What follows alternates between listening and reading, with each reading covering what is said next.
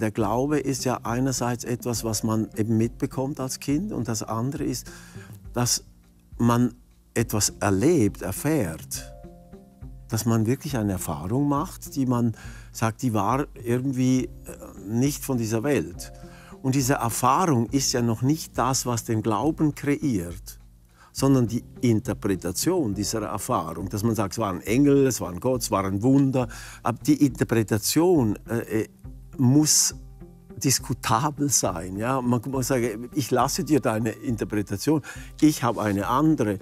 Und diese Diskussion müssen die Erwachsenen führen, nicht die Kinder.